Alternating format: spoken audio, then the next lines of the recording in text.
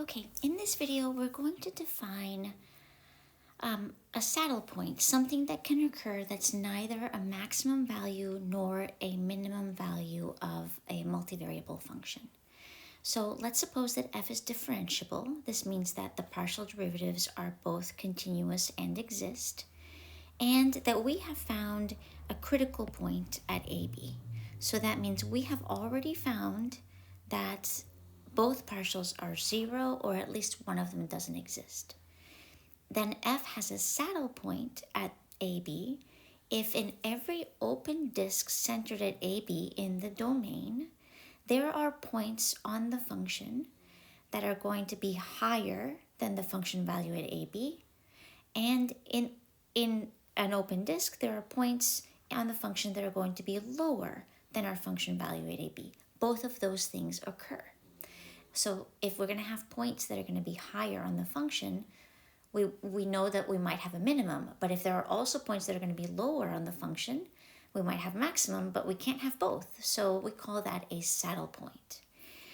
So let's look at an example, and then I'm going to give you a visual for how to think about saddle points. Here is a function, f of x equals x squared minus y squared, or z equals x squared minus y squared. And well, let's set our partial derivatives equal to 0 and find the critical points. So our partial with respect to x here is going to be 2x, and our partial with respect to y is negative 2y. If we set the first partial with respect to x equal to 0, we know that's only going to happen when x is 0.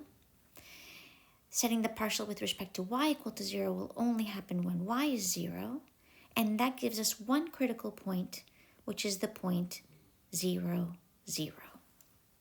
Now, something interesting happens here, because in the direction of x, so let's make a note here, in the direction of x, the function's going to rise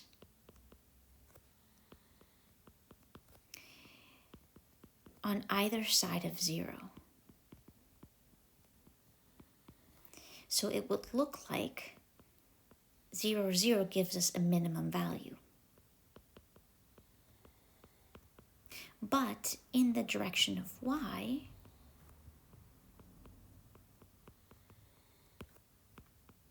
our function falls. The function values get smaller on either side of 0. And that's going to create what we call a saddle point, which is neither a maximum nor a minimum value. So this is also something that can happen at a critical point. Now, let's take a look at a visual of this, a graph of this function.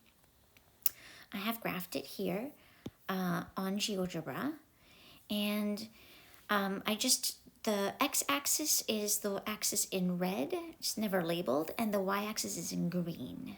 So if I turn this a little bit and we look along the x-axis, I'm going to give you this picture. You can see the x-axis in red, positive to the left, negative to the right.